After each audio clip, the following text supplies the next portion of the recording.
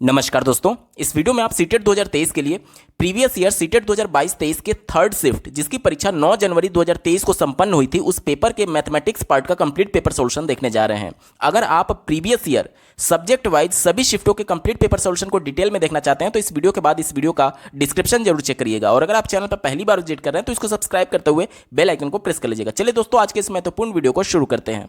पहला प्रश्न आप अपने स्क्रीन पर देख पा रहे होंगे, 10,20,203 को अंकों में क्या लिखा जाता है। देखिए 10 करोड़ की बात की गई है। यहां से गिनते हैं इकाई, दहाई, सैकड़ा, हजार, 10,000, लाख, 10 लाख, करोड़, 10 करोड़। यहां तक 10 करोड़ तो है। उसके बाद से क्या बोला गया, 20,000। देखिए इकाई, दहाई, सैकड़ा, हजार, 10,000, तो यहां पर 2 होना चाहिए था, जबकि यहां पर 0 है तो ये हमारा उत्तर नहीं होगा। ठीक है, इसके बाद से देखिए ये इकाई, दहाई, सैकड़ा, हजार, 10,000, लाख, 10 लाख, ये केवल 10 लाख तक है। ये देखिए इकाई, दहाई, सैकड़ा, हजार, 10,000, लाख, 10 लाख, ये 10 लाख तो है, लेकिन यहां पर 20,000 नहीं है तो ये उत्तर नहीं होगा। अब इसको देखिए, इकाई, दहाई, सैकड़ा, हजार, 10,000, लाख, 10 लाख, करोड़, 10 करोड़, 10 करोड़ हो गया। तो देखिए 10 करोड़ हो गया। उसके बाद से 20,000 दिया गया। देखिए इकाई, दहाई, सैकड़ा, हजार, 10,000, 20,000 यहां पर भी हो गया और अंत में 203 दिया गया। तो देखिए 203, ऑप्शन नंबर 4 बिल्कुल एप्रोप्रिएट आंसर हो जाएगा। अगला प्रश्न पूछा गया था, निम्नलिखित में से कौन सी भिन्न 4/5 से छोटी है और 1/2 से बड़ी है। 1/2 से बड़ा यानी कि 1/2 का मान कितना आएगा, 0.5 आएगा, और 4/5 का मान कितना आएगा, 0.8 आएगा, 5/40, यानी कि 0.5 से बड़ा होना चाहिए और 0.8 से छोटा होना चाहिए। देखिए इसको जब हम लोग कैलकुलेट करेंगे तो क्या हो जाएगा, ये आएगा 9/8 0.8, उसके बाद से 8 फिर बचा, फिर 9/8 0.88 आएगा। ठीक है, यानी कि देखिए ये इससे छोटा होना चाहिए था, लेकिन 0.88 क्या है, बड़ा है, तो ये हमारा उत्तर नहीं होगा। इसको निकालिए तो क्या हो जाएगा, 9×7=63 आएगा, 9×7=63, फिर 7 बचा, फिर 9×7=63। ये देखिए इस रेंज के बीच में आ रहा है तो यही हमारा उत्तर होगा। बाकी के विकल्पों को एक बार चेक कर लेते हैं। 1/3 का मान क्या आएगा, 0.33, जबकि प्रश्न में क्या बोला गया, इससे बड़ा होना चाहिए, जो कि इससे छोटा है, तो ये हमारा उत्तर नहीं होगा। इसके बाद से इसका मान क्या आएगा, 0.4 आएगा, तो 0.4 जो है वो देखिए इससे छोटा है, तो ये भी हमारा उत्तर नहीं होगा। ऑप्शन नंबर 2 बिल्कुल एप्रोप्रिएट आंसर है। अगला प्रश्न पूछा गया है, 6 अंकों की संख्या, यहां पर देखिए एक संख्या दिया गया है, में k का मान क्या होगा यदि यह संख्या 6 से विभाज्य हो। कोई भी संख्या 6 से विभाजित तभी होगी जब वो 2 से और 3 दोनों से विभाजित हो। तो 2 से विभाजिता का नियम ये कहता है कि इकाई का अंक या तो 0 हो या तो 2 का मल्टीपल हो, जैसे कि 2 हो गया, 4 हो गया, 6 हो गया, 8 हो गया, या तो 0 होना चाहिए। ठीक है, यहां तक क्लियर। तो देखिए ये उत्तर हो सकता है, ये उत्तर नहीं होगा क्योंकि सम संख्या नहीं है। ये उत्तर हो सकता है, ये उत्तर हो सकता है। तो एक विकल्प तो पहले ही कट गया, दूसरे को काट दीजिए। अब देखिए ये हमने 2 से विभाज्यता का नियम देखा। अब 3 से विभाज्यता का नियम ये कहता है कि दी गई संख्या के सभी अंकों को जोड़ दीजिए, और सभी अंकों को जोड़ने के बाद अगर वो 3 से विभाजित होता है तो वो संख्या, पूरी संख्या 3 से विभाजित होगी। जैसे देखिए जोड़ते हैं, 5 6 11 हो गया, 11 2 13 हो गया, 13 और 3 16 हो गया, 16 4 20 हो गया। तो क्या हो जाएगा, 20 + k हो जाएगा और बट्टे में 3 आ जाएगा। ठीक है, ये इसका मान होगा।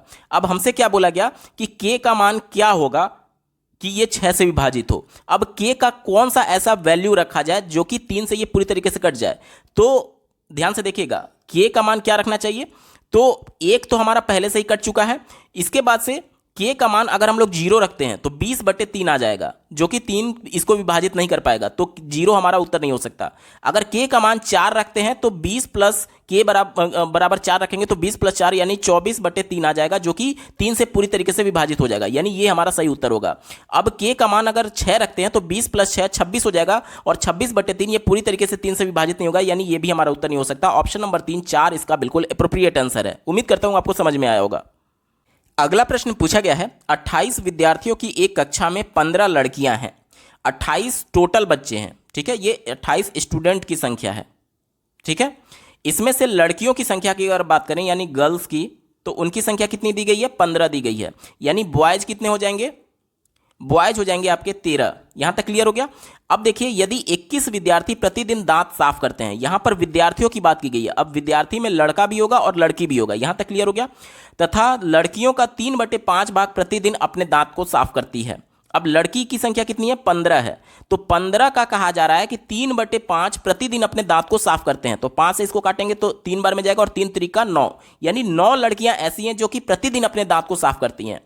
अब हमें प्रश्न में क्या दिया गया कि टोटल स्टूडेंट जो हैं वो 21 हैं जो कि प्रतिदिन अपने दांत को साफ करते हैं, यानी बॉयज की संख्या अगर हम लोग निकालें जो कि प्रतिदिन अपने दांत को साफ करते हैं, तो टोटल विद्यार्थी में से लड़कियों की संख्या जो प्रतिदिन दांत को साफ करते हैं वो घटा देंगे। तो 21 में से 9 घटाएंगे तो 12 बच्चे बॉयज जो हैं 12 मेल कैंडिडेट ऐसे होंगे जो कि प्रतिदिन अपने दांत को साफ करते हैं। तो हमसे क्या पूछा गया, तो बताइए कि लड़कों का कितना भाग प्रतिदिन यही काम करता है, यानी प्रतिदिन अपने दांत को साफ करता है। तो कुल लड़कों की संख्या कितनी है, 13 है, और प्रतिदिन दांत साफ करने वाले अभ्यर्थियों की संख्या कितनी है, बच्चों की संख्या कितनी है, 12 है। तो इसका कितना भाग है, तो क्या हम लोग करेंगे, इसके लिए हम लोग 12/13 कर देंगे, 12/13 कर देंगे, तो यही हमारा उत्तर आ जाएगा। क्योंकि टोटल जो बच्चे हैं, जो लड़के हैं जो अपने दांत को साफ करते हैं प्रतिदिन, उनकी संख्या 12 है और कुल बच्चों की संख्या कितना है, 13 है। तो 12/13 इसका बिल्कुल अप्रोप्रिएट आंसर हो जाएगा, ऑप्शन नंबर 4 सही उत्तर है। अगला प्रश्न पूछा गया है, निम्न में से कौन सा कथन सत्य है। देखिए, सीबीएसई ने जो रिवाइज्ड आंसर की जारी किया था, इस प्रश्न के सापेक्ष उन्होंने 9 अंक लिखा है, यानी कि सबको कॉमन अंक दिया है। अब इसका एक्चुअल आंसर क्या हो सकता है, इसके बारे में एक बार देख लेते हैं, ठीक है। पहला दिया गया, प्रत्येक संख्या अपने योज्य प्रतिलोम से सदैव बड़ी होती है। मान लीजिए एक संख्या में यहां पर लिख रहा हूं 2, तो इसका योज्य प्रतिलोम क्या होगा, -2 होगा। यानी कि कोई भी 2 ऐसी संख्या है जिनको परस्पर जोड़ने पर, देखिए इन दोनों को मैं जोड़ूंगा तो योगफल क्या आएगा, 0 आएगा। तो ये दोनों संख्याएं एक दूसरे के योज्य प्रतिलोम बोले जाएंगे। तो 2 का योज्य प्रतिलोम क्या हो जाएगा, आप कहेंगे 2 का योज्य प्रतिलोम -2 होगा। और मान लीजिए अगर मैंने यहां पर लिखा कि -3 का योज्य प्रतिलोम क्या होगा, तो आप कहेंगे कि 3 होगा। तभी तो जब मैंने -3 में 3 जोड़ा तो 0 आ जाएगा। अब यहां पर क्या कहा जा रहा है कि प्रत्येक संख्या, यानी ये वाली जो संख्या है, अपने योज्य प्रतिलोम, ये इसके योज्य प्रतिलोम से सदैव बड़ी होती है। तो 2 -2 से बड़ी है, तो यहां तो फुलफिल कर रहा है। लेकिन यही कंडीशन अगर इस पर अप्लाई किया जाए कि देखिए प्रत्येक संख्या, यहां पर संख्या क्या है, -3, अपने योज्य प्रतिलोम, -3 का योज्य प्रतिलोम क्या है, 3 से सदैव बड़ी होती है। तो क्या -3 जो है वो 3 से बड़ी है, नहीं, छोटी है। इसलिए ये वाला जो पहला वाला विकल्प दिया गया है ये गलत है, ये गलत है, क्योंकि सदैव बड़ी नहीं होगी। ठीक है, पहला आप समझ गए। दूसरा दिया गया है, किसी भी 2 पूर्णांकों का योग उन पूर्णांकों में से प्रत्येक से सदैव बड़ा होता है। तो पूर्णांक क्या होते हैं कि गिनती की जो संख्याएं होती हैं, जैसे कि 1 2 3 4 5 6 7 अनंत तक, ये हमारे पूर्णांक संख्या बोले जाते हैं। अब इन पूर्णांकों में धनात्मक पूर्णांक भी होता है और ऋणात्मक पूर्णांक भी होता है। तो यहां पर अगर मैंने एक पूर्णांक 2 मान लिया और दूसरा पूर्णांक 3 मान लिया और दोनों का योग मैं करूं, तो जो हमें 5 मिलेगा वो 5 जो है इस संख्या से भी बड़ी है और इस संख्या से भी बड़ी है। तो इसके लिए तो ये फुलफिल हो रहा है कि किन्हीं भी 2 पूर्णांकों का योग, देखिए पहला पूर्णांक और दूसरा पूर्णांक का योग जो 5 मिला, वह पूर्णांक में से प्रत्येक से बड़ा होता है। तो 5 जो है 2 से भी बड़ा है, 3 से भी बड़ा है। लेकिन जैसा कि मैंने आपको बताया कि पूर्णांक ऋणात्मक भी होते हैं। तो अगर मैंने यहां पर यह मान लिया कि पहला पूर्णांक मान लीजिए मैं मान रहा हूं 4 और दूसरा पूर्णांक मैं मान ले रहा हूं +4, पहला पूर्णांक -4 और दूसरा पूर्णांक +4, इन दोनों को जब हम लोग जोड़ेंगे तो इसका मान क्या आएगा, 0 आएगा। अब देखिए जो 0 हमें रिजल्ट प्राप्त हुआ, योगफल प्राप्त हुआ, वह इस संख्या से तो बड़ी है, लेकिन क्या इस संख्या से बड़ी है, नहीं बड़ी है। जबकि प्रश्न में क्या बोला जा रहा है कि प्रत्येक से बड़ा होता है, तो यह भी हमारा सही नहीं होगा। अगला विकल्प देखिए क्या दिया गया है, -2 का परवर्ती 1 है। परवर्ती यानी कि उसका सक्सेसर, यानी आगे वाला अंक। किसी भी अंक का, किसी भी संख्या का परवर्ती या फिर आगे वाला अंक क्या होता है, उस संख्या में हम लोग 1 जोड़ देते हैं। तो -2 में जब मैं 1 जोड़ता हूं तो हमें क्या मिल जाएगा, -1। तो ये तो फुलफिल कर रहा है, तो ये हमारा सही हो जाएगा। चौथा देखिए, एक संख्या और उसके योज्य प्रतिलोम का गुणनफल सदैव ऋणात्मक होता है। एक संख्या, मान लीजिए संख्या अगर 5 है, तो इसका योज्य प्रतिलोम क्या होगा, -5 होगा। अब हमसे कहा जा रहा है कि दोनों का गुणा कर दीजिए। दोनों का जब गुणा करेंगे तो क्या मिलेगा, -25 मिलेगा। कहा जा रहा है कि गुणनफल सदैव ऋणात्मक होता है। यह बात बिल्कुल सही है, क्योंकि अगर पहली संख्या को मैंने धनात्मक लिया तो उसका योज्य प्रतिलोम ऋणात्मक होगा, और अगर पहली संख्या ऋणात्मक लिया तो उसका योज्य प्रतिलोम धनात्मक होगा। ऋण का धन में या फिर धन का ऋण में गुणा करेंगे तो हमेशा ऋणात्मक ही संख्या प्राप्त होती है, यानी यह भी विकल्प बिल्कुल सही है। अब देखिए इसके 3 और 4 वाले विकल्प सही है, जो कि ऑप्शन नंबर 4 में दिया गया है। हालांकि सीबीएसई बोर्ड ने इस प्रश्न के सापेक्ष सभी अभ्यर्थियों को कॉमन नंबर दिया है। ठीक है, अगला प्रश्न पूछा गया है, एक दुकानदार ने सेबों के 138 डिब्बे, जिनमें से प्रत्येक में 24 सेब हैं, खरीदे। पहले दिन वह सेबों के केवल 117 सही 3/4 डिब्बे ही बेच पाया। उसके पास कितने सेब शेष बचे हैं। ध्यान से देखिएगा, हमसे क्या बोला जा रहा है कि टोटल डिब्बे जो हैं वो 138 डिब्बे हैं। टोटल डिब्बे कितने हैं, 138।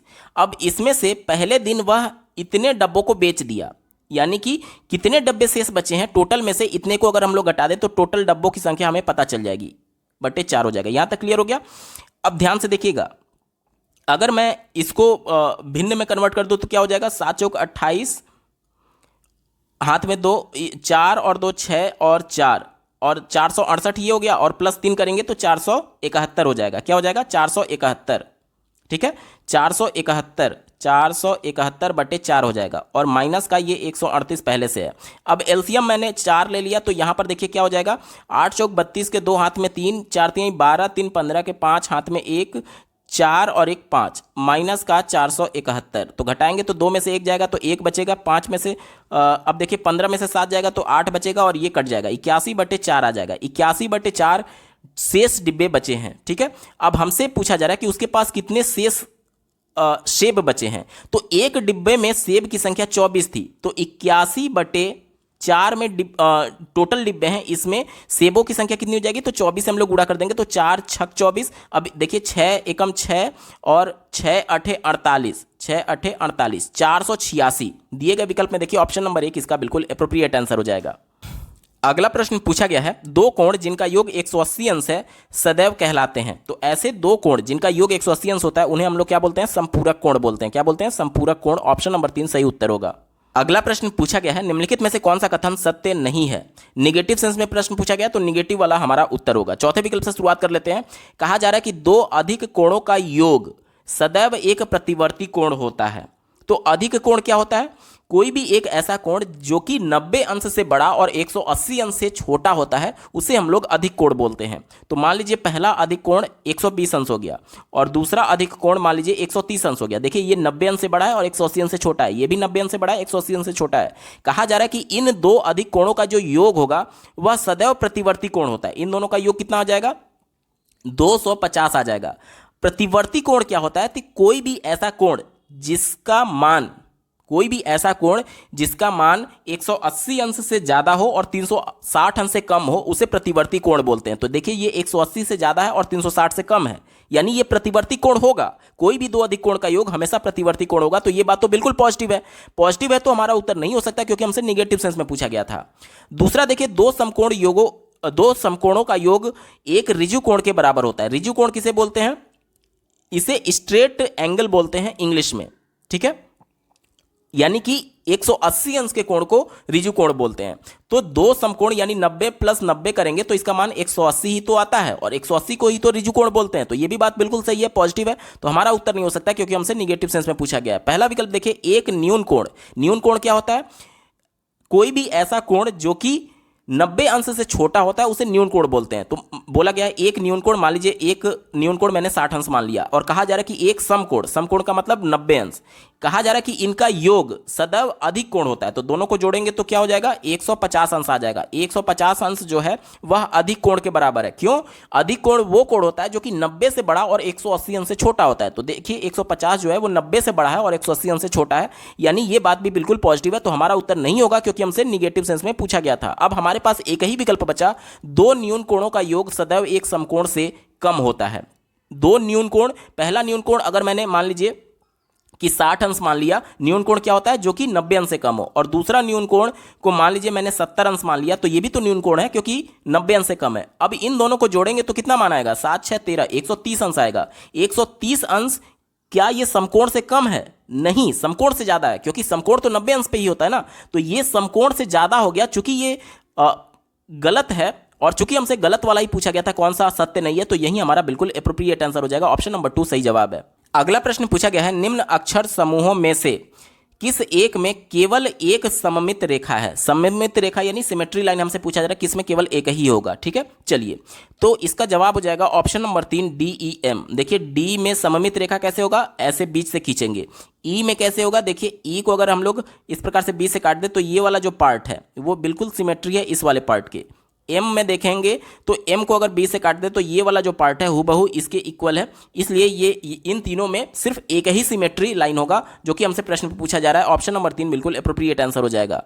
बाकी के विकल्पों में ये पॉसिबल नहीं है, या फिर इससे ज़्यादा सिमेट्री लाइन हो सकती है, इसलिए यही हमारा केवल सही उत्तर है। जैसे कि एच को देख लीजिए, तो एच को अगर हम लोग ऐसे लिखें तो अगर 20 से काटें तो ये वाला जो पार्ट है ये वाले पार्ट के बिल्कुल सिमेट्री होगा, और अगर एच को ऐसे भी काट दें तो ये वाला जो पार्ट है ये वाले जो पार्ट के बिल्कुल सिमेट्री होगा। तो यहाँ पर दो सिमेट्री लाइन हो जाएगा, इसलिए ये हमारा उत्तर नहीं होगा। इसी प्रकार से अन्य को भी आप वेरीफाई कर सकते हैं, केवल एक ही विकल्प बचेगा जिसमें एक ही सिमेट्री लाइन बनेगा। अगला प्रश्न पूछा गया है, योगेश 30 किलोमीटर प्रति घंटा की चाल से दौड़ता है और किसी दौड़ को 5 मिनट में पूरा करता है, तो दौड़ की कितनी लंबाई मीटर में है? हमें दूरी पूछा जा रहा है। यहाँ पर उसकी चाल दी गई है किसमें? किलोमीटर प्रति घंटा में। तो इसको हम लोग पहले कन्वर्ट कर देते हैं मीटर प्रति मिनट में। क्यों मैं मीटर प्रति मिनट कह रहा हूँ? क्योंकि यहाँ पर देखिए समय मिनट में दिया गया है, तो समय से समय कट जाएगा और हमें मीटर में ही निकालना था। तो 30 किलोमीटर को मीटर में बदलेंगे तो 1000 से गुणा कर देंगे, क्योंकि 1 किलोमीटर में 1000 मीटर होता है, बट्टे यहाँ पर जो घंटा दिया गया है इसमें हम लोग क्या कर देंगे, इसमें हम लोग 60 से जब गुणा कर देंगे, देखिए प्रति घंटा यहाँ पर यच नीचे में दिया गया है, तो 60 से हम लोग गुणा कर दे रहे हैं, ठीक है, तो ये मिनट में कन्वर्ट हो जाएगा। अब इतना टोटल उसका चाल हो गया, हमें दूरी निकालना है। तो दूरी बराबर क्या होता है? चाल गुणे समय। चाल हमने ये निकाल लिया और समय हमें कितना दिया गया? 5 दिया गया है। इससे काटेंगे तो 12 बार में जाएगा, और इससे देखिए 6 से काटें तो 6 दूनी 12 और 6 पचे 30। अब देखिए इससे काट दें तो ये 500 बार में जाएगा, और 5 25 और 2 जीरो और लग जाएगा 2500। ऑप्शन नंबर 2 इसका बिल्कुल सटीक जवाब हो जाएगा। ठीक है, उम्मीद करता हूं आपको समझ में आया होगा। अगला प्रश्न पूछा गया है, शालू प्रातः 18 जनवरी 2020 को अपनी बहन के घर पहुंची और 2 अप्रैल 2020 की रात को वापस चल पड़ी। वह वहां कितने दिन ठहरी? देखिए प्रश्न में बहुत सारे कन्फ्यूजन आपको हो सकते हैं कि 18 जनवरी का दिन इसमें काउंट होगा या नहीं, 2 अप्रैल का दिन इसमें काउंट होगा या नहीं। तो प्रश्न में ही इसका उत्तर छुपा हुआ है। देखिए आपसे पूछा गया कि कितने दिन ठहरी। दिन क्या होता है? जो प्रातः काल के बाद और शाम काल के पहले का समय होता है, उसे ही दिन बोलते हैं। तो यहां पर यह बोला गया है कि प्रातः काल में ही वो पहुंच चुकी है, यानी कि 18 तारीख का दिन इसमें काउंट करना होगा, क्योंकि प्रातः काल के बाद दिन शुरू होता है। प्रातः काल के बाद दिन शुरू होता है, तो 18 जनवरी का दिन इसमें काउंट होगा। अब देखिए 2 अप्रैल की रात को वो निकली, यानी दिन भर तो अपने बहन के घर रही होगी, तो 2 अप्रैल का भी दिन इसमें काउंट होगा। अब ध्यान से देखिएगा, अगर जनवरी, फरवरी, मार्च और अप्रैल, इन सब में कितने दिन वो रही, इसको हम लोग निकालते हैं। कैसे निकालेंगे? देखिएगा, जनवरी में वो कितने दिन रही, 18 को हम लोग जोड़ेंगे तो 18 के बाद अगर देखते तो 13 दिन होता, और 18 को लेकर के ये 14 दिन वहां पर रही है। कितने दिन? 14 दिन रही है। यहां तक क्लियर हो गया? अब देखिएगा, अब 14 दिन ये हो गया, प्लस फरवरी में ये 2020 जो है वो एक लीप ईयर है। लीप ईयर कैसे पहचानेंगे? किसी भी दी गई ईयर में अगर हम लोग 4 से भाग दे दें, अगर ये पूरी तरीके से विभाजित हो जाता है तो वो लीप ईयर होता है। लीप ईयर में फरवरी में 29 दिन होते हैं, तो 29 दिन ये हो गया। मार्च तो हमेशा 31 दिन का होगा, और अप्रैल में 2 तारीख को भी काउंट करना है, यानी अप्रैल में पहला दिन 1 अप्रैल और 2 अप्रैल को वो रही है, तो 2 दिन इसमें काउंट हो जाएगा। अब देखिए जोड़ेंगे अगर इसको हम लोग, तो 31 में 29 जोड़ेंगे तो 60 हो जाएगा, 60 प्लस 14 74 हो जाएगा, 74 प्लस 2 76 हो जाएगा। टोटल कितने दिन रही? 76 दिन। दिए गए विकल्प में देखिए ऑप्शन नंबर 3 बिल्कुल सटीक जवाब होगा। अगला प्रश्न पूछा गया है, एक वर्ग की भुजा 48 सेंटीमीटर दी गई है। एक आयत की लंबाई और चौड़ाई उस वर्ग की भुजा की क्रमशः 1 सही 1/2 और 2/3 गुना है। ठीक है, तो उनके परिमापों का अंतर हमसे पूछा जा रहा है। तो यहां पर वर्ग का देखेंगे तो वर्ग का भुजा हमें कितना दिया गया? 48 सेंटीमीटर। अब जो आयत की लंबाई है वो क्या है? लंबाई जो है वह वर्ग की भुजा का 1 सही 1/2, यानी कि 2 और 1 3/2 गुना है। तो 48 का 3/2 कर देंगे, तो देखिए 48 में 2 से भाग देंगे तो 24 आ जाएगा, और 24 तियां 72 हो जाएगा, यानी इसकी लंबाई 72 सेंटीमीटर हो गई। चौड़ाई हमें कितना दिया गया? 2/3 गुना। तो 48 का 2/3 गुना करेंगे तो 16 32 16 48, यानी 16 दूनी 32 हो जाएगा। 32 सेंटीमीटर इसका चौड़ाई हो गया। अब हमसे क्या बोला जा रहा है कि इसका परिमाप, अब आयत का परिमाप क्या होता है? आप कहेंगे 2 गुणे लंबाई धन चौड़ाई होता है, तो 2 गुणे लंबाई कितना दिया गया? 72 प्लस चौड़ाई कितना दिया गया? 32। दोनों को जोड़ देते हैं तो 2 2 4 और 7 3 10। ठीक है, 104 गुणे 2 यानी कि 208 आयत का 208 आयत का क्या हो जाएगा? 208 हो जाएगा आयत का परिमाप। ठीक है, यानी आयत का परिमाप हमें कितना मिला? 208। सेंटीमीटर। अब वर्ग का परिमाप निकालने के लिए क्या होगा, देखिए भुजा दिया गया, इसका 4 गुना कर देते हैं, क्योंकि आयत का जो परिमाप होता है वो 4a होता है। तो 4 और गुणे 48 कर देंगे तो इसका मान क्या आ जाएगा, 4 बाटे 32 के 2, हाथ में 3, 4 चौके 16 और 3 19, वर्ग का कितना आया, 192 सेंटीमीटर आया। अब दोनों का अंतर निकालना है तो 208 में से 192 को घटा देंगे तो 8 इधर और 8 उधर, 16 सेंटीमीटर दोनों का अंतर आएगा, 16 केवल आएगा, ठीक है, 16 आएगा। दिए गए विकल्प में देखिए ऑप्शन नंबर 4 16 इसका बिल्कुल सही जवाब हो जाएगा। अगला प्रश्न पूछा गया है, यहां पर एक पैटर्न दिया गया है और इसमें अगली संख्या क्या आएगी ये हमसे पूछा जा रहा है। पैटर्न में ध्यान से देखिएगा, ऊपर अंश वाले को अगर हम लेकर देखें तो ये विषम संख्या चल रही है, 1, 1 के बाद 3, 3 के बाद 5, 5 के बाद 7, तो 7 के बाद क्या आएगा, 7 के बाद आपका 9 आएगा, ठीक है। और हर में देखेंगे तो 4, 4 में 4 का गुणा कर दिया गया तो कितना हो गया, 16, 16 में 4 का गुणा कर दिया गया तो कितना हो गया, 64। अब 64 में फिर से 4 का गुणा कर दिया गया तो 256 मिला, और अब हमें 256 में फिर से 4 से गुणा करना है। तो देखिए 4 छक 24 के 4, हाथ में 2, 4 पचे 20 और 2 22, 4 दूनी 8 और 1 10, 1024 यानी 9/1024 इसका बिल्कुल सटीक जवाब हो जाएगा, जो कि ऑप्शन नंबर 3 में दिया गया है। अगला प्रश्न पूछा गया है, 540 व्यक्तियों से शीत, ग्रीष्म और वर्षा ऋतुओं में से उनकी पसंद ऋतु पूछी गई। प्राप्त आंकड़ों को पाई चार्ट पर दर्शाया गया। यदि शीत ऋतु का केंद्रीय कोण 150 अंश आया तो कितने व्यक्तियों ने शीत ऋतु को पसंद किया। कल्पना कीजिए कि प्रत्येक व्यक्ति ने केवल एक ऋतु को ही पसंद किया है, ठीक है। देखिए पाई चार्ट क्या होता है, तो जितने भी टोटल संख्याएं हैं 540, उसमें से अलग अलग लोग जो है शीत ऋतु, ग्रीष्म ऋतु और वर्षा ऋतु को कितना पसंद करते हैं, उनकी संख्याओं को कोण में परिवर्तित किया जाता है।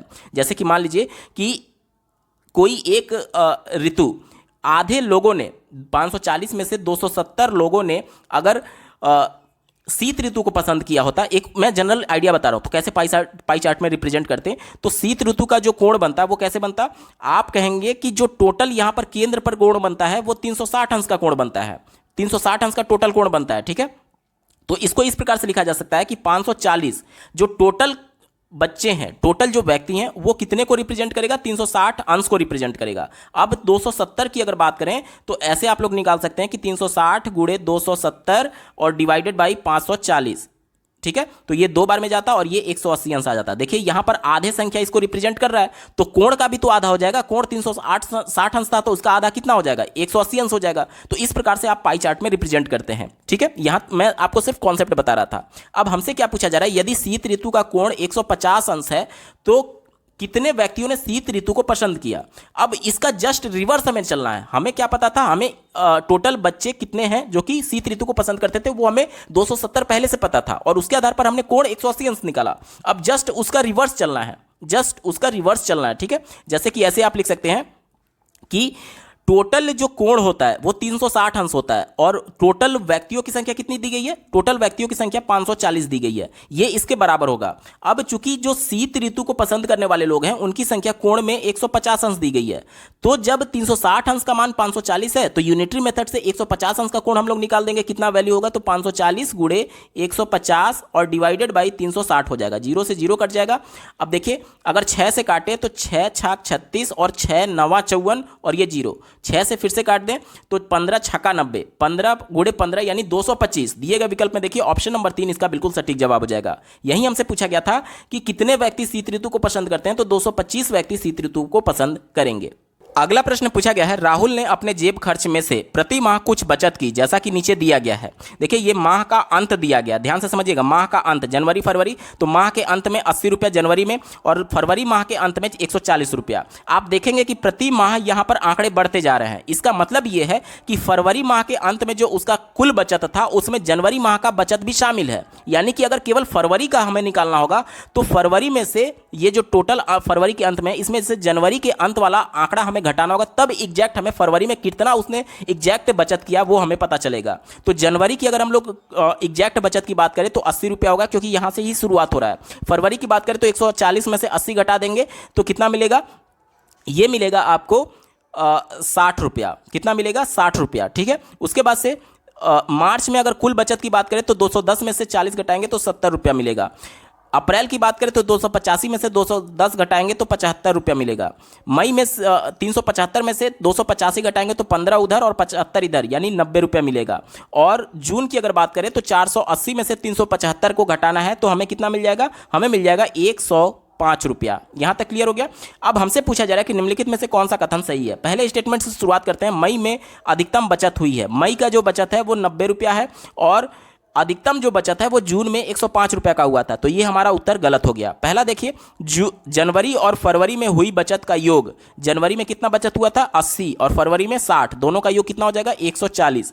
कहा जा रहा है कि मार्च और मई, मार्च में कितना हुआ था 70 और मई में कितना हुआ था, मई में हुआ था 90, दोनों को जोड़ेंगे तो 160 आएगा। कहा जा रहा है कि हुई बचत के योग के बराबर है, तो क्या 140 160 अंश के 160 के बराबर है, नहीं बराबर है, तो ये भी हमारा उत्तर नहीं होगा।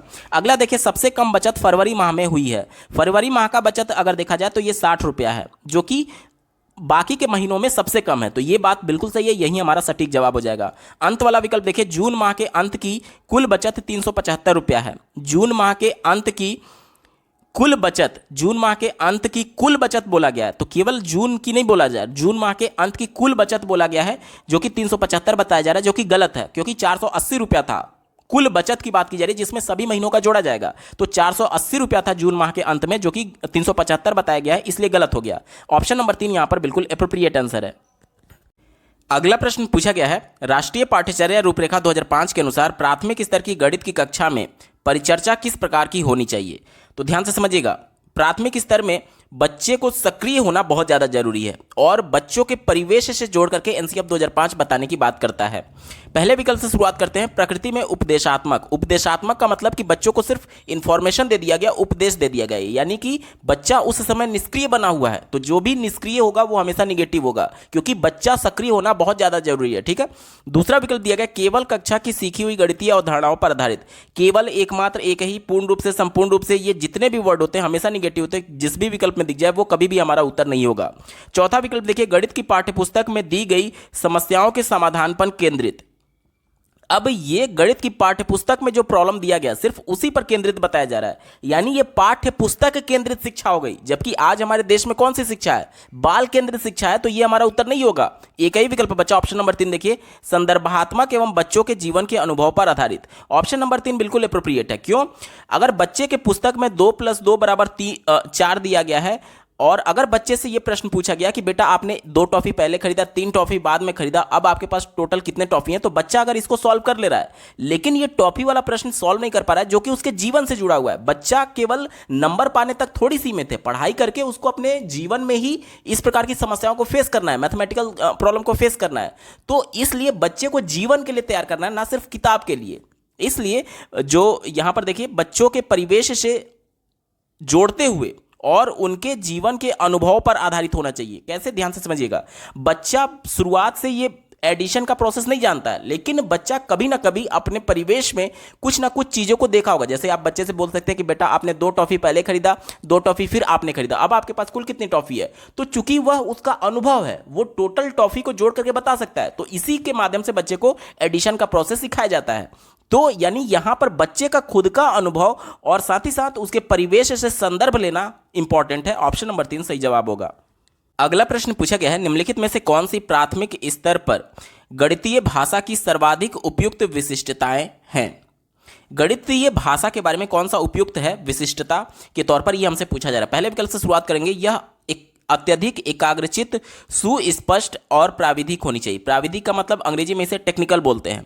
तो प्राइमरी स्तर के बच्चों के लिए टेक्निकल लैंग्वेज जो है वो कठिन हो जाता है, इसलिए ये इंपॉर्टेंट नहीं है, क्योंकि बच्चे के मातृभाषा में होना चाहिए, ना कि टेक्निकल लैंग्वेज होना चाहिए, तो ये विकल्प गलत हो गया। दूसरा देखिए, अधिगम को आनंददायी बनाने के लिए इसे अस्पष्ट और आम दिनचर्या वाली भाषा की तरह होना चाहिए। आम दिनचर्या की भाषा तो ठीक है, लेकिन अस्पष्ट तो ये तो बच्चे के लिए कठिन हो गया ना। कोई भी इंफॉर्मेशन अगर आप बच्चे को देंगे तो वो उसके लिए स्पष्ट होनी चाहिए, बिल्कुल क्लियर होना चाहिए, और यहां पर अस्पष्ट बोला जा रहा है, यानी उसका उल्टा, तो ये हमारा उत्तर नहीं होगा। चौथा देखिए, इनमें से इसमें गणितीय शब्द संग्रह यानी जो वोकैबुलरी होती है गणित की को बिल्कुल भी सम्मिलित नहीं किया जाना चाहिए, तो ये भी विकल्प निगेटिव है। गणित का अपना शब्द संग्रह है, जैसे कि जोड़, घटाना, गुणा, भाग, ये गणित के गणित का लैंग्वेज है, वोकैबुलरी है। इसके अलावा ज्यामिति में आप चले जाएंगे तो कोण हो गया, ये सभी शब्दावली गणित के हैं। तो जब आप बच्चों को गणित सिखाना चाहते हैं तो इन सब शब्दावलियों का प्रयोग तो आपको करना ही होगा। और यहां पर विकल्प में कहा जा रहा है कि इन प्रकार की शब्दावलियों का प्रयोग सम्मिलित नहीं करना चाहिए, तो ये तो निगेटिव है, हमारा उत्तर नहीं होगा। अब हमारे पास केवल एक ही विकल्प बचा, दैनिक जीवन में बच्चों द्वारा उपयोग की जाने वाली भाषा के माध्यम से इसे प्रबलित करना चाहिए। ये सबसे ज्यादा अप्रोप्रिएट है। क्यों? क्योंकि एनसीएफ के साथ साथ राष्ट्रीय शिक्षा नीति 2020 दोनों ये कहता है कि बच्चों की मातृभाषा में पढ़ाया जाना चाहिए। साथ ही साथ जब बच्चों को मातृभाषा में पढ़ाए जाएंगे और उनके दैनिक जीवन से जोड़ेंगे, तब बच्चे का अनुभव इसमें यूज होगा, और जहां पर भी बच्चों के पूर्व ज्ञान से जोड़ करके नई शिक्षा दी जाती है वो बच्चे का अधिगम अर्थपूर्ण होता है। इसलिए ऑप्शन नंबर 3 यहां पर सबसे ज्यादा अप्रोप्रिएट होगा। अगला प्रश्न पूछा गया है, निम्नलिखित में से प्राथमिक स्तर पर गणित की कक्षाई आकलन यानी कि जो क्लास असेसमेंट है उसके लिए सर्वाधिक उपयुक्त उद्देश्य क्या होगा? पहले विकल्प से शुरुआत करते हैं, शिक्षण अधिगम प्रक्रिया को निर्देशित करना एवं मार्गदर्शन देना। तो यहां पर देखिए टीचर की भूमिका क्या होती है। टीचर जो शिक्षण अधिगम प्रक्रिया करेगा वो कौन होगा? जो शिक्षण तो टीचर करेगा और अधिगम कौन करेगा? बच्चे करेंगे।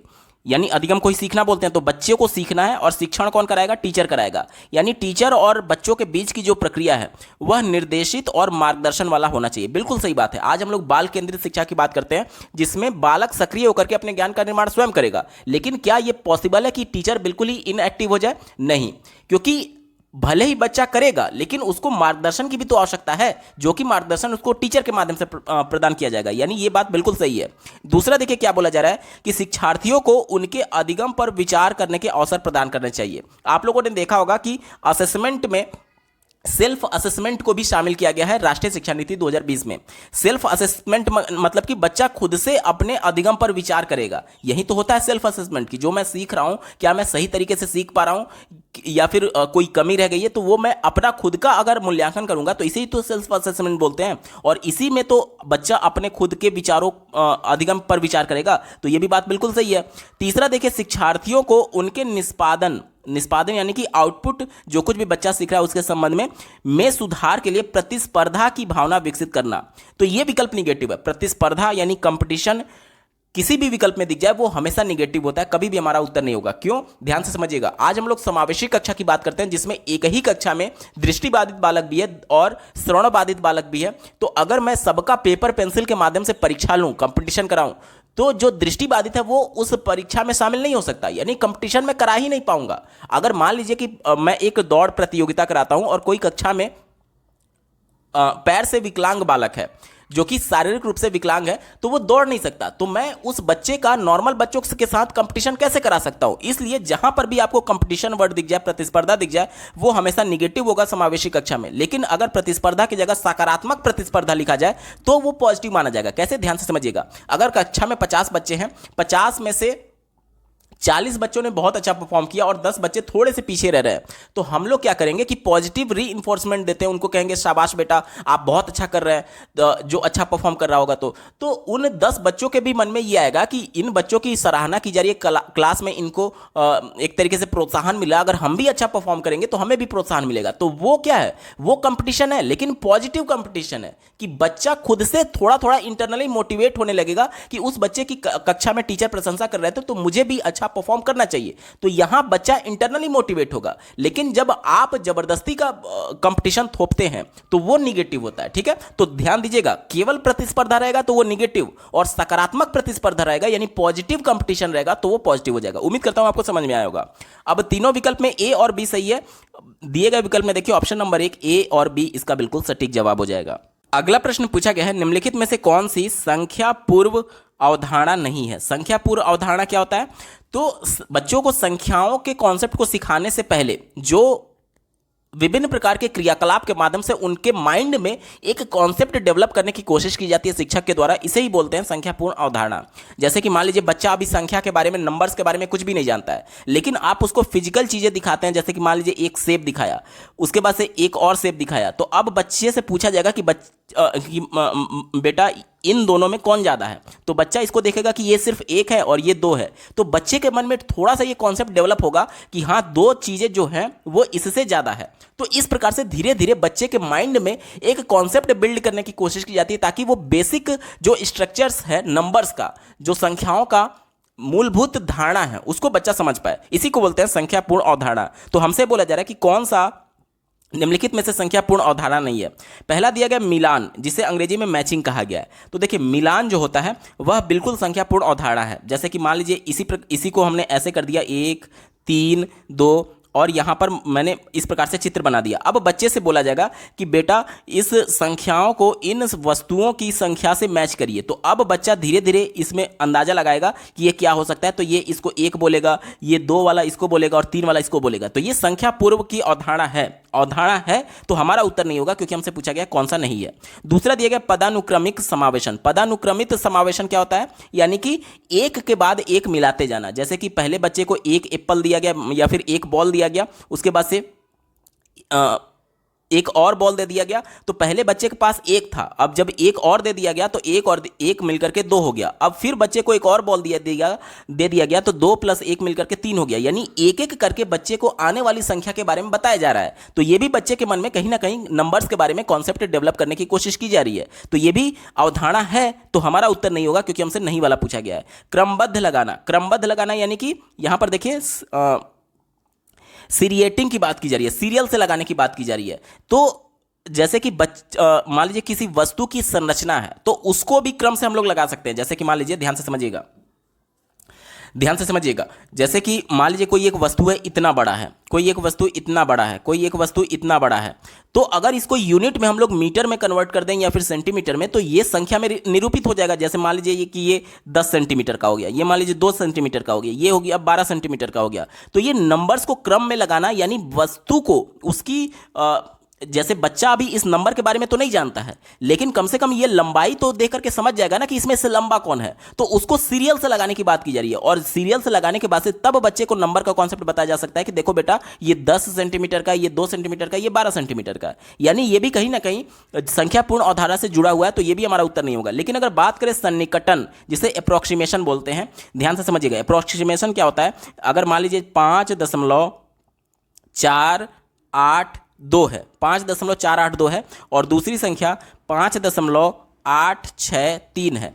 तो अप्रोक्सीमेशन ये कहता है कि दशमलव के बाद अगर यहाँ पर 5 से ज़्यादा संख्या है तो ये आकर के इसमें जुड़ जाएगा, 1 जुड़ जाएगा। यानी ये 6 अप्रोक्सीमेट हम इसको लिख सकते हैं। लेकिन इसको अगर अप्रोक्सीमेट लिखना रहे तो ये 5 से कम होगा, तो इसको हम लोग डायरेक्ट 5 से लिख सकते हैं। तो ये सन्निकटन यानी अप्रोक्सीमेशन का प्रोसेस तो बच्चा तब जानेगा ना जब बच्चे के बारे में, ये संख्याओं के बारे में समझ होगी। अब जब बच्चा संख्या समझेगा ही नहीं तब ये इसके अप्रोक्सीमेशन के बारे में थोड़ी जान पाएगा। तो ये जो है संख्यापूर्ण अवधारणा नहीं है, क्योंकि ये संख्या सीखने के बाद का एक कॉन्सेप्ट है कि बच्चे उसके निकट मान को अनुमान लगा पाए।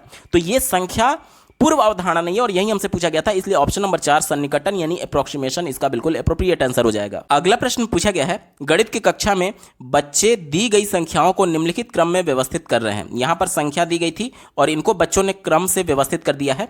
हमसे पूछा जा रहा है कि बच्चों द्वारा निम्नलिखित में से कौन सी अवधारणा का उपयोग संख्याओं को व्यवस्थित करने के लिए किया गया है। ध्यान से समझिएगा, ये संख्या इससे छोटी है या फिर ये संख्या इससे बड़ी है, ये कैसे हम लोग तय करते हैं? ये तय होता है स्थानीय मान के हिसाब से। कैसे? देखिए, इकाई वाले अंक से ज़्यादा वेटेज दहाई वाले अंक का है, ठीक है। तो दहाई का अंक जो ज़्यादा होगा वो बड़ी संख्या होगी। अब यहाँ पर देखिए दहाई का अंक ये है, दहाई का अंक ये है, ये है, ये है। तो चूंकि ये दहाई का अंक सबसे ज़्यादा, ये सबसे बड़ा ये है, तो ये सबसे बड़ी संख्या होगी। उससे छोटा ये है तो उससे छोटी ये होगी, उससे छोटा ये है तो उससे छोटी ये होगी, उससे छोटा ये है तो उससे छोटी ये होगी। लेकिन इकाई वाले अंक को देखेंगे आप तो ये सबसे छोटा था, ये सबसे छोटा था, फिर भी ये सबसे बड़ी संख्या हो गई। क्यों? क्योंकि हमें इकाई के अंक से मतलब ही नहीं है, हमें मतलब है दहाई के अंक से। और अगर ये 3 अंकों की संख्या होती तो फिर दहाई के अंक से भी मतलब नहीं होता, तब सैकड़े के अंक से मतलब होता। क्यों? क्योंकि सैकड़े का जो स्थानीय मान होता है वो सबसे ज्यादा होता है। अगर 3 अंकों की संख्या है, अगर 2 अंकों की संख्या है तो 2 अंकों में इकाई का अंक होगा और दहाई का अंक होगा। तो दहाई के अंक का स्थानीय मान सबसे ज्यादा होता है, ठीक है। क्योंकि इकाई का जो अंक होता है, इकाई का जो अंक होता है वो सिर्फ एक यूनिट को रिप्रेजेंट कर रहा है, लेकिन दहाई का जो अंक होगा वो 10 यूनिट को रिप्रेजेंट करेगा। 10 यूनिट मिलकर के एक दहाई बनता है, ठीक है। इसलिए यहां पर दहाई वाला अंक जो है, और ये कॉन्सेप्ट किसका है? ये कॉन्सेप्ट स्थानीय मान का है। स्थानीय मान के ही अंतर्गत तो हम लोग इसको तय कर रहे हैं कि कौन सा बड़ा होगा। तो ऑप्शन क्या हो जाएगा? ऑप्शन नंबर 2 देखिए, स्थानीय मान इसका बिल्कुल सटीक जवाब हो जाएगा। अगला प्रश्न पूछा गया है, देखिए क्लास 1 की बच्चों की बात की जा रही है। स्तर 1 के शिक्षार्थियों को स्थानीय मान की अवधारणा प्रस्तावित करने के लिए निम्नलिखित में से कौन सी सबसे उपयुक्त योजना है? बच्चों को स्थानीय मान के बारे में कैसे बताया जा सकता है? जैसे कि इकाई के अंक 1 यूनिट को रिप्रेजेंट कर रहा है, दहाई 10 को रिप्रेजेंट कर रहा है और सैकड़े वाला 100 को रिप्रेजेंट कर रहा है।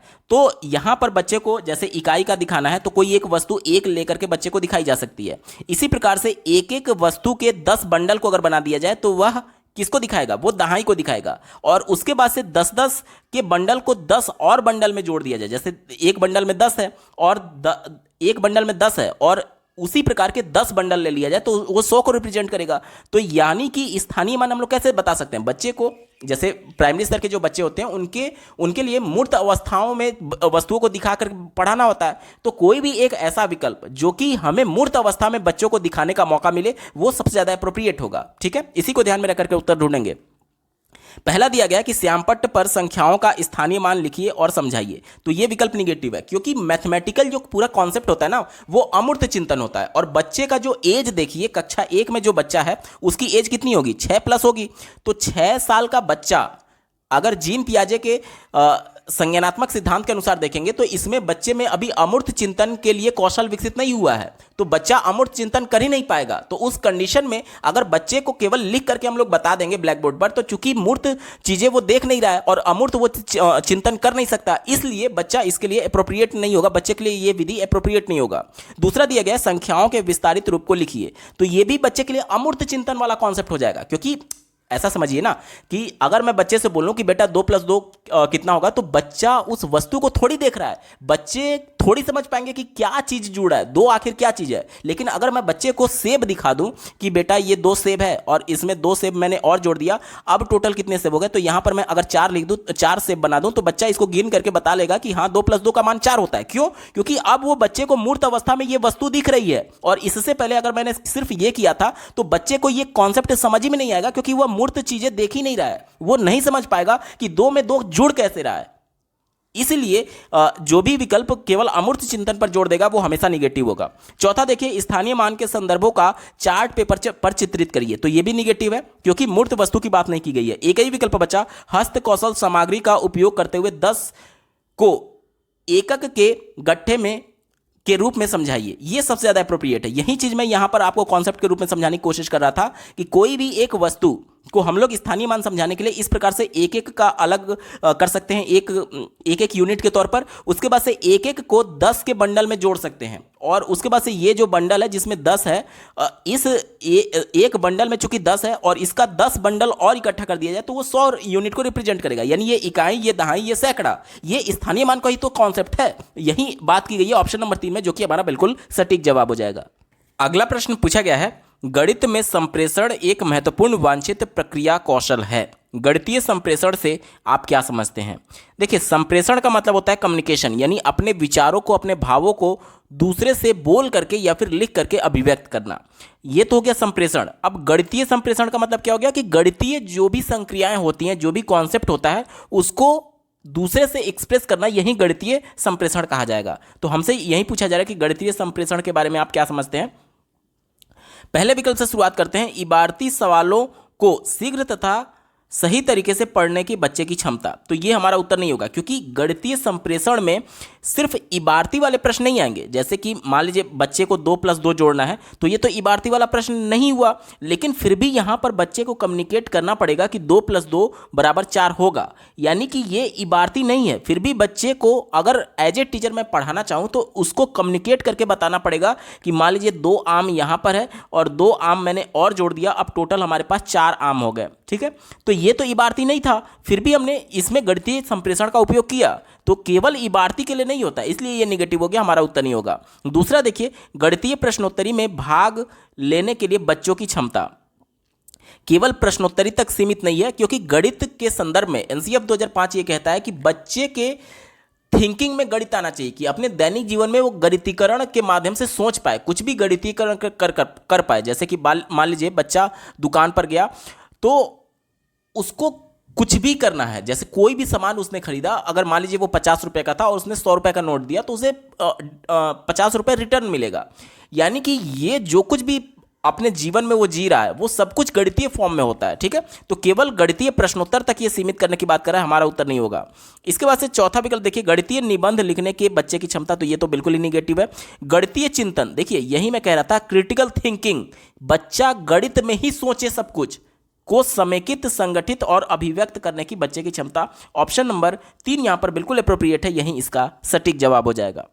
अगला प्रश्न पूछा गया था, जब 354 में 99 जोड़ने के लिए बच्चों से प्रश्न पूछा गया, तब प्राथमिक स्तर के विद्यार्थी ने निम्न प्रकार से प्रश्न को हल किया। देखिए इन्होंने क्या किया, बच्चे ने 354 में 99 को जोड़ना था, तो सबसे पहले 354 में 99 प्लस 1 जोड़ दिया और माइनस 1 को घटा दिया। ये दोनों कट जाएगा, आपस में कोई परिवर्तन नहीं होगा। लेकिन इन्होंने ऐसा क्यों किया, तो 99 में 1 जोड़ेंगे तो 100 मिल जाएगा। देखिए, और ये 354 पहले से, और ये -1 वाला यहाँ पर बचा हुआ है।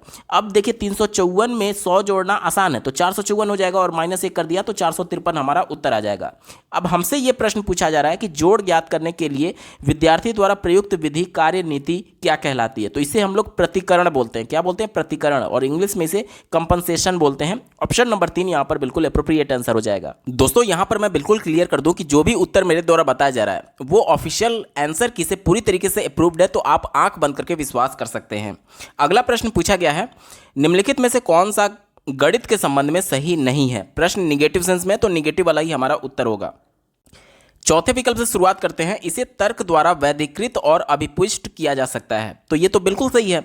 गणित में जितने भी प्रमेय हैं या फिर जितने भी रूल्स हैं, जितने भी फार्मूलाज हैं, सबको हम लोग तर्क के माध्यम से सिद्ध कर सकते हैं, तो ये तो बात बिल्कुल सही है। तो ये हमारा उत्तर नहीं होगा क्योंकि हमसे गलत वाला पूछा गया है। तीसरा देखिए, यह एक सृजनात्मक विषय क्षेत्र है और इसका सौंदर्य परक मूल्य है, तो ये तो बात बिल्कुल सही है। ये एक क्रिएटिव सब्जेक्ट है, क्रिएटिव सब्जेक्ट है। ठीक है, तो ये बात बिल्कुल सही है, पॉजिटिव है, तो हमारा उत्तर नहीं होगा। तीसरा देखिए, यह निगमनात्मक विवेचन पर आधारित है। निगमनात्मक विवेचन क्या होता है? देखिए दो प्रकार के विवेचन होते हैं, पहला निगमनात्मक, दूसरा आगमनात्मक। अगर नियम से उदाहरण की तरफ चला जाए तो इसे निगमन बोलेंगे, और अगर उदाहरण से नियम की तरफ चला जाए तो इसे आगमन बोलेंगे। ठीक है, प्रश्न में विकल्प में हमसे निगमनात्मक बोला गया, यानी पहले नियम आएगा फिर उदाहरण आएगा। तो जब बच्चे प्राइमरी लेवल में होते हैं तो उनको जैसे कि मान लीजिए कोई भी कॉन्सेप्ट बताना है, कोई भी कॉन्सेप्ट बताना है कि 1 + 1 = 2 होता है, तो बच्चे को कैसे बताया जाता है? बच्चे को पहले नियम बताया जाएगा कि बेटा एक उंगली ये 1 को रिप्रेजेंट कर रहा है और दूसरी उंगली 2 को रिप्रेजेंट कर रहा है, एक और को रिप्रेजेंट कर रहा है, और दोनों को जोड़ करके बच्चे को 2 बताया जाता है। यानी बच्चे को क्या बताया गया? पहले नियम बताया गया कि 1 + 1 = 2 होता है, उसके बाद उदाहरण की तरफ ले गया, यानी ये भी निगमनात्मक विवेचन पर आधारित है। ये भी बात बिल्कुल पॉजिटिव है, इसलिए हमारा उत्तर नहीं हो सकता। अब हमारे पास एक ही विकल्प बचा, विभिन्न गणितीय तथ्यों को प्रमाणित करने के लिए यह अनुभवजन्य, अनुभव सिद्ध साक्ष्यों पर आधारित है। कहा क्या जा रहा है कि गणितीय तथ्य यानी कि जो पहले से सिद्ध हो चुके हैं। जैसे कि मान लीजिए एक तथ्य मैं यहां पर रखता हूं कि त्रिभुज के तीनों अंतःकोणों का योग 180 अंश होता है, ये एक तथ्य माना जाएगा। अब कहा यह जा रहा है कि इसको प्रमाणित करने के लिए, यानी इसको अप्रूव करने के लिए यह अनुभवजन्य यानी अनुभव सिद्ध साक्ष्यों पर आधारित है। तो ये चीजें तो पहले से अप्रूव है ना। जैसे कि गणितीय तथ्य कहने का मतलब कि जो पहले से प्रूव है, ये प्रमेय पहले से है, इसके लिए बच्चा स्वयं का अनुभव नहीं लगा रहा है। कहने का मतलब कि वह अनुभव के आधार पर इसको सिद्ध नहीं किया, ये तो पहले से मतलब कि काफी समय से ये चीजें अप्रूव है ना। तो ये स्वयं सिद्ध वाली जो कॉन्सेप्ट होती है, अगर बच्चा अपना कुछ तथ्य दे, अपना कुछ प्रमाण दे, अपना कुछ नियम बनाए, तब उसके लिए अनुभवजन्य कहा जा सकता है। यहां पर गणितीय तथ्य कहने का मतलब कि जो पहले से मैथमेटिकल चीजें है वो बच्चे के अनुभव से नहीं आई हैं, बल्कि वह पहले से प्रूव है। ठीक है, अगर बच्चा अपने अनुभव के आधार पर स्वयं सिद्ध के माध्यम से कोई नया नियम बनाता है, कोई नया गणितीय तथ्य बनाता है, तब वहां पर ये चीजें हो सकती थी। लेकिन ये चीजें पहले से प्रूव्ड है, बच्चा अपने अनुभव से सिर्फ उसको एक तरीके से वेरीफाई कर सकता है कि हाँ ये तथ्य सही है या गलत है। लेकिन इन तथ्यों को कहने का मतलब ये नहीं है कि जो बालक है वह अपने तथ्य पर इसको बिल्कुल आधारित बता सकता है, नहीं। ये तो चीज़ें पहले से उसको सिद्ध किया गया ना। अगर बच्चा अपने नया नियम के आधार पर इन सभी तथ्यों को सिद्ध करता है तो वो नया नियम होगा, ये पहले से गणितीय तथ्य है, इसलिए ये विकल्प निगेटिव है। चूंकि हमसे निगेटिव सेंस में ही पूछा गया था, ऑप्शन नंबर 1 यहाँ पर बिल्कुल एप्रोप्रिएट आंसर हो जाएगा। अगला प्रश्न पूछा गया है, राष्ट्रीय शिक्षा नीति 2020 यानी NEP नेशनल एजुकेशन पॉलिसी 2020 के अंतर्गत भारतीय शिक्षा मंत्रालय निपुण भारत योजना की शुरुआत की गई थी, जो प्रत्येक छात्र के आधारभूत संख्यात्मक एवं साक्षरता को सुनिश्चित करती है। निपुण भारत का पूरा नाम क्या है? तो इसका पूरा नाम जो है वह national initiative for proficiency in reading with understanding and numeracy. Option number 1 इसका बिल्कुल एप्रोप्रिएट आंसर हो जाएगा। अगला प्रश्न पूछा गया है, एनसीईआरटी की कक्षा 1 और 2 की पाठ्य पुस्तकों में ऐसे पाठ हैं जो कि बच्चे के दैनिक गतिविधियों को सूचीबद्ध करने पर सप्ताह के दिनों में, महीनों के दिनों में, मौसम के परिवर्तन आदि पर आधारित है। ऐसे पाठ क्या बच्चों में क्या विकसित करते हैं? चलिए पहले विकल्प से शुरुआत करते हैं। कहा जा रहा है कि गणित की कक्षा में किसी अर्थ को संप्रेषित नहीं करते हैं। तो अगर ऐसा रहता तो उसके पाठ्य पुस्तक में एनसीईआरटी के कक्षा 1 और 2 के पाठ्य पुस्तक में इस प्रकार का चैप्टर दिया ही नहीं गया होता है। एनसीईआरटी जो है वह इसी प्रकार से पाठ्यक्रम को डिजाइन की हुई है ताकि बच्चे का उसके एज के हिसाब से मेंटल डेवलपमेंट किया जा सके। अगर ये निरर्थक होता, कोई भी कम्युनिकेट नहीं करता, बच्चे में किसी भी प्रकार की क्षमता को विकसित नहीं करता, तो एनसीईआरटी इसको पाठ में शामिल ही नहीं करता। तो ये तो बिल्कुल निगेटिव हो गया, हमारा उत्तर नहीं होगा। दूसरा देखिए, गणित की पाठ्य पुस्तक को रंग बिरंगा और आनंददायक बनाता है। यहाँ पर रंग बिरंगा और आनंददायक ये सभी चीज़ें उसके लिए अलग किताब हो सकती है। हो सकता है बाल गीत के माध्यम से उसको विभिन्न प्रकार के रंग बिरंगे चित्र दिखाए जाए। हो सकता है कि जो हिंदी का पाठ्य पुस्तक है उसमें इस प्रकार की चीज़ें दिखाई जाए। यहाँ पर गणित बच्चे को मैथमेटिकल चीज़ों को सिखाना है, तो यहाँ पर रंग बिरंगा और आनंददायक बनाने का कोई भी औचित्य नहीं होता। देखिए आनंददायक तरीके से पढ़ाना जरूर है, लेकिन रंग बिरंगा यहाँ पर कोई इसका इंपॉर्टेंस नहीं है, इसलिए हमारा उत्तर नहीं होगा। तीसरा देखिए, विद्यार्थियों को मापन की इकाइयों को सीखने में सहयोग करता है। तो यहाँ पर देख लीजिए, ये मापन की इकाइयों के बारे में बात नहीं की गई है, ये भी गलत हो जाएगा। विद्यार्थियों को समय की अवधारणा को संदर्भात्मक रूप में सीखने में सहयोग करता है। ध्यान दीजिएगा, यहाँ पर ये शब्द जो है संदर्भात्मक रूप, ये सबसे ज़्यादा अप्रोप्रिएट है, क्योंकि प्रश्न में आपसे देखिए क्या बोला गया था, दैनिक गतिविधि जो कि बच्चा अपने दैनिक जीवन में रोज कर रहा है। एनसीएफ 2005 ये कहता है कि बच्चों को गणित उनके दैनिक जीवन से जोड़ करके पढ़ाइए। यही तो बात यहाँ पर की गई है संदर्भात्मक रूप में। तो ऑप्शन नंबर 4 यहाँ पर बिल्कुल अप्रोप्रिएट है, यही इसका सटीक जवाब हो जाएगा। अगला प्रश्न पूछा गया है, निम्नलिखित में से कौन सा गणित में सृजनात्मक चिंतन यानी क्रिएटिव थिंकिंग के विकास के लिए मुख्य प्रक्रमों का एक भाग है? पहला दिया गया पैटर्न और संबंधों को पहचानना। तो बच्चों को, प्राइमरी लेवल के बच्चों को, जब छोटे हैं बच्चे, तो उनको इन प्रकार की आकृतियों को दिखा करके उनका क्रिएटिव लेवल बढ़ाया जा सकता है कि ये क्या है, ये क्या है, ये क्या है। यही तो बोला गया पैटर्न। इसके अलावा विभिन्न प्रकार के मॉडल्स दिखा करके, पैटर्न दिखा करके बच्चों में क्रिएटिव थिंकिंग को डेवलप किया जा सकता है। तो ये तो बात बिल्कुल सही है। दूसरा दिया गया परिकल्पनाएं बनाना। अब बच्चे अपना हाइपोथेटिकल थिंकिंग इसके माध्यम से डेवलप कर रहे हैं कि मान लीजिए कि ये त्रिभुज है, तो अब बच्चे को अगर दो भुजाएं बराबर करके दिखाया जाए, मान लीजिए ये दोनों भुजाएं बराबर है, तो बच्चे अपना एक अलग से परिकल्पना बनाएंगे कि ये दो भुजाएं बराबर है तो ये एक अलग त्रिभुज होगा। अगर इसकी तीनों भुजाएं बराबर हो जाए तो अलग त्रिभुज होगा। तो ये कहीं ना कहीं बच्चे को क्रिएटिव बनाएगा। ठीक है, तो ये परिकल्पना बनाना बिल्कुल एप्रोप्रिएट होगा। ठीक है, यानी एनी हाउ आप बच्चे को सोचने पर मजबूर कर रहे हैं ताकि वह अपना जो मौलिक विचार है वह सोच पाए। जितना मौलिक विचार अपना यूज करेगा उतना ही तो क्रिएटिव बनेगा ना, क्योंकि मौलिक का मतलब क्या होता है, नयापन, और क्रिएटिव का मतलब क्या होता है, किसी भी काम को नए तरीके से करना। तो जब बच्चा अपना खुद का परिकल्पना बना रहा है, खुद से संबंधों को पहचानना है, पैटर्न बनाना है, तो यही तो सृजनात्मक चीजें हैं। पहला दूसरा सही हो गया। तीसरा देखिए, दिए गए सूत्र का उपयोग करके समस्याओं का समाधान करना। किसी भी विकल्प में अगर सूत्र की बात कर दी जाए तो वो हमेशा निगेटिव होता है, क्योंकि बच्चे सूत्र को रट करके उसके आधार पर प्रश्न को सॉल्व कर रहे हैं, ना कि कॉन्सेप्ट को समझे हुए हैं। अगर मैं बच्चे से पूछूं कि 3 + 4 का होल स्क्वायर, इसका मान क्या होगा, तो हो सकता है कि बच्चे ने a + b का होल स्क्वायर पढ़ा है और उसी के माध्यम से इस प्रश्न को सॉल्व कर पा रहा है। जबकि इसके दो तरीके हो सकते हैं, पहला तो a + b का होल स्क्वायर, दूसरा ये बच्चा कर दे कि 3 और 4 को जोड़ करके 7 का होल स्क्वायर कर दे, तो भी तो उसका मान उतना ही आएगा।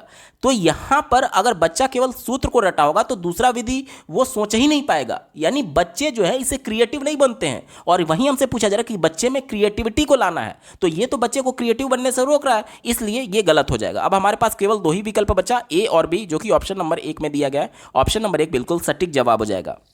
अगला प्रश्न पूछा गया है, राष्ट्रीय पाठ्यचर्या रूपरेखा 2005 के अनुसार प्राथमिक स्तर के बच्चों में गणित के प्रति रुचि एवं सकारात्मक दृष्टिकोण का विकास करने में सबसे उपयुक्त मार्ग क्या है? तो देखिए, एनसीएफ ये कहता है कि बच्चों को गणित उनके दैनिक जीवन से जोड़ करके बताइए, क्योंकि गणित जो होता है ना वो एक अमूर्त कॉन्सेप्ट है।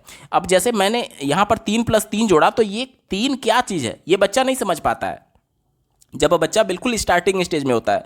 लेकिन अगर बच्चे को बोला जाए कि बेटा ये 3 बॉल है और इसमें 3 बॉल और मैंने जोड़ दिया, तो अब बच्चा इस प्रत्यक्ष तौर पर इसको मूर्त अवस्था में देख रहा है। इसीलिए बोला जाता है कि बच्चों के अनुभव को तवज्जो दीजिए मैथ में, ताकि बच्चा मूर्त अवस्था में उन चीज़ों को देख करके सीख पाए। इसी को ध्यान में रख करके उत्तर ढूंढेंगे। चौथा दिया गया है, दैनिक जीवन में गणित के महत्व पर विशेषज्ञों द्वारा सत्रों का निरंतर आयोजन करना। यहाँ पर विशेषज्ञ जो हैं उनके द्वारा आयोजन किया जा रहा है एक तरीके से सत्र का, यानी सेशन का। तो यहां पर विशेषज्ञ का सेशन इंपॉर्टेंट नहीं है, बच्चे के दैनिक जीवन का खुद का अनुभव इंपॉर्टेंट है।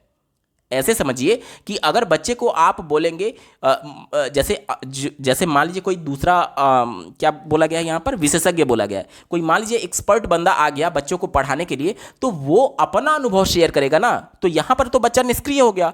जबकि एनसीएफ ये कहता है कि बच्चे का अनुभव इंपॉर्टेंट है, यानी बच्चा खुद के अनुभव के आधार पर सीखेगा।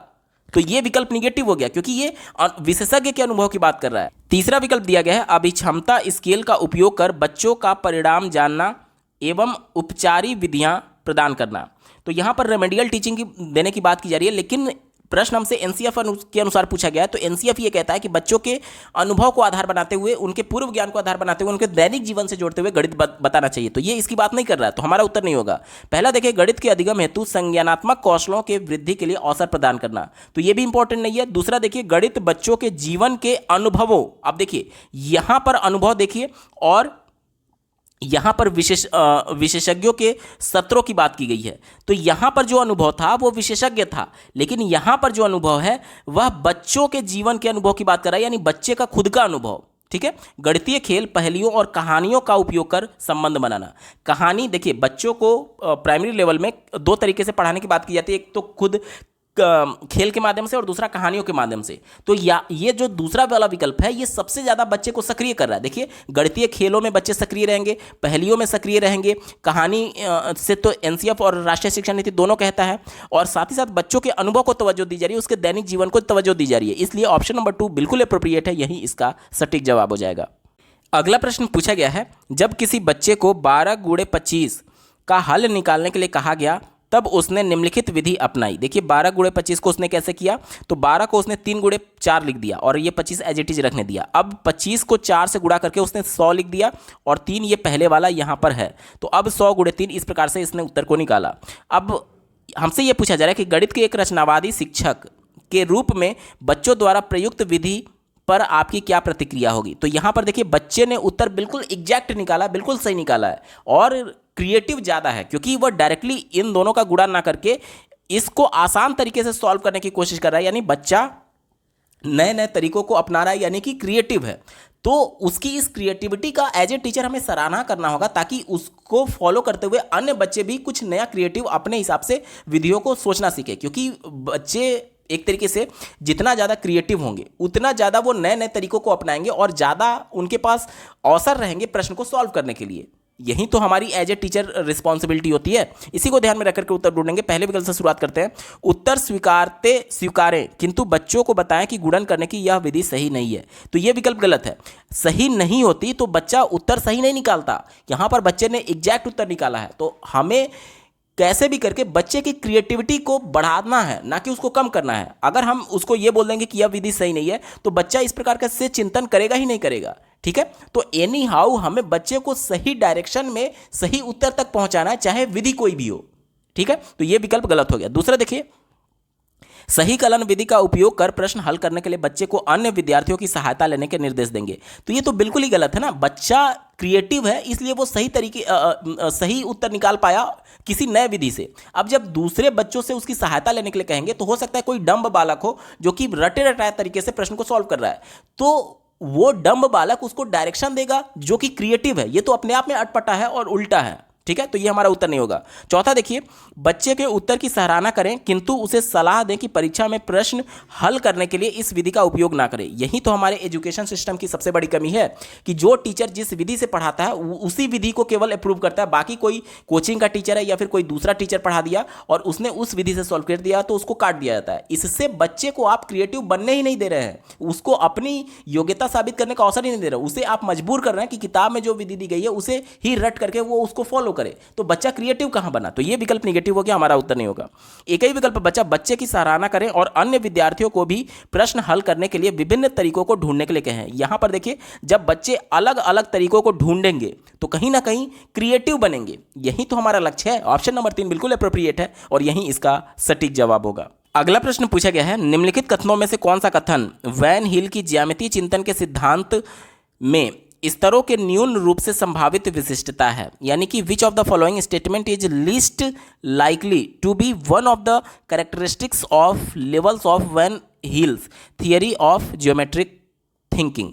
लिस्ट लाइकली यानी कि क्या बोला जा रहा है, न्यून रूप से संभावित विशिष्टता, यानी कि कौन सा सबसे कम विशेषता के तौर पर देखा जाएगा वैन हील के सिद्धांत के अनुसार। ठीक है, तो देखिए वैन हील ने जो सिद्धांत दिया था, उन्होंने बताया था कि बच्चे किस प्रकार से ज्यामिति को सीखते हैं। तो सबसे पहले उन्होंने बताया था कि बच्चे चित्रों को देख करके ज्यामिति को देखते हैं और उनकी बनावट के आधार पर वो उसको कैटेगराइज करते हैं। जैसे कि बच्चे को अगर आप रोटी दिखाएंगे, छोटा बच्चा है तो वो उसको गोला बोलेगा। इसके अलावा अगर आप बच्चे को मान लीजिए उसका जो ज्यामिति बॉक्स है, औजार बॉक्स जिसमें आप पेन पेपर पेन रखते हैं, पेंसिल रखते हैं, रबड़ रखते हैं, तो वो उसको आयत बोलेगा। ठीक है, आयत नहीं बोलेगा बल्कि एक चतुर्भुज बोलेगा जिसमें 4 भुजाएं होती हैं। और बच्चे को अगर एक वर्ग दिखाएंगे तो इसे भी वो चतुर्भुज बोलेगा क्योंकि 4 भुजाएं हैं। और एक इस प्रकार की संरचना दिखाएंगे तो इसे त्रिभुज बोलेगा क्योंकि 3 भुजाएं हैं। तो यहाँ पर बच्चा सिर्फ संरचना के आधार पर पहली बार उसको विभाजित करता है। दूसरी स्टेज में जब बच्चा जाता है तो उसमें क्या करता है कि अब उसकी प्रॉपर्टी के आधार पर विभाजित करने लगता है। जैसे देखिए, पहले स्टेज में बच्चे ने इसे भी चतुर्भुज बोला था और इसे भी चतुर्भुज बोला था, जबकि इसमें और इसमें अंतर है। ये जो है इसके आमने सामने की भुजाएं बराबर है और इसमें चारों भुजाएं बराबर होते हैं। तो अब बच्चा इसमें अंतर कर पाएगा कि ऐसा चतुर्भुज जिसमें आमने सामने की भुजाएं बराबर होती हैं और चारों अंतःकोण 90 अंश का होता है, वो आयत होता है और ये वर्ग होगा। ठीक है, ये आयत होगा और ये क्या हो जाएगा, ये वर्ग हो जाएगा। अब बच्चा इसकी प्रॉपर्टी के आधार पर इसका वर्गीकरण कर पाता है। तो ये सभी चीजें जो उन्होंने सिद्धांत के तौर पर दी थी, वो हमसे पूछा जा रहा है कि न्यून रूप से संभावित विशिष्टता क्या है। तो पहला देखिए, यह विकासात्मक है। ये तो बात बिल्कुल सही है। जैसे जैसे बच्चे का मेंटल डेवलपमेंट होता जाता है वैसे वैसे उन प्रॉपर्टीज को वो एक्वायर करते जाता है और उसके आधार पर उनका वर्गीकरण करने लगता है। और जैसे जैसे बच्चे का मेंटल लेवल बढ़ेगा, जैसे जैसे बच्चे का संज्ञान बढ़ेगा, वैसे वैसे वह स्वयं सिद्ध और खुद के क्रिएटिव नियमों को भी वो गणित में बनाने लगता है। तो ये सभी चीजें कैसे हो रही है, डेवलपमेंटल के आधार पर ही तो हो रही हैं। यानी बच्चे का संज्ञानात्मक विकास जैसे जैसे होता जा रहा है वैसे वैसे वह इन चरणों को फॉलो करेगा। तो ये तो बात बिल्कुल सही है, पॉजिटिव है। तो पॉजिटिव है यानी हमारा उत्तर नहीं होगा ये, क्योंकि हमसे निगेटिव सेंस में पूछा गया। न्यून रूप यानी कि निगेटिव सेंस। दूसरा देखिए, यह अनुभव पर निर्भर है। बिल्कुल सही बात है। अब जब बच्चा इसमें जैसे स्वयं सिद्ध वाला जब चरण आएगा तो बच्चा खुद के अनुभव के आधार पर ही तो नियमों को देगा, यानी कि ये अनुभव पर निर्भर है। तो ये भी पॉजिटिव है, तो हमारा उत्तर नहीं होगा क्योंकि हमसे नेगेटिव वाला पूछा गया था। दूसरा दिया गया, ये अनुक्रमिक है यानी दे आर सिक्वेंशियल। बिल्कुल सही बात है। अब ऐसा नहीं होगा कि पहला जो चरण है कि बच्चे आकृति के आधार पर, उसकी बनावट के आधार पर पहचानेंगे और उसके बाद से उसके गुणों के आधार पर पहचानेंगे। तो ऐसा नहीं होगा कि पहले बच्चा प्रॉपर्टी के आधार पर पहचानने लगे उसके बाद संरचना के आधार पर पहचाने। ये सब एक प्रॉपर सीक्वेंस में। तो ये भी बात बिल्कुल पॉजिटिव है, तो हमारा उत्तर नहीं होगा।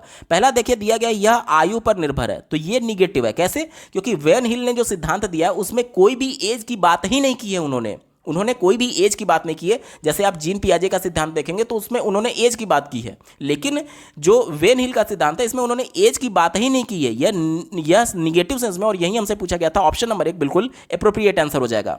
दोस्तों, ये पेपर पूरा सॉल्व हो चुका है। आपको ये वीडियो कैसा लगा कमेंट के माध्यम से जरूर बताइएगा, क्योंकि आपका एक कमेंट मुझे मोटिवेट करेगा ऐसे ही महत्वपूर्ण वीडियो लाने के संदर्भ में। अगर आप प्रीवियस ईयर सब्जेक्ट वाइज सभी शिफ्टों के कंप्लीट पेपर सॉल्यूशन को डिटेल में देखना चाहते हैं तो इस वीडियो के बाद इस वीडियो का डिस्क्रिप्शन जरूर चेक करिएगा। और अगर आप चैनल पर पहली बार विजिट कर रहे हैं तो इसको सब्सक्राइब करते हुए बेल आइकन को प्रेस कर लीजिएगा। इस वीडियो को देखने के लिए आपका बहुत बहुत धन्यवाद। भगवान करे आपका दिन शुभ हो।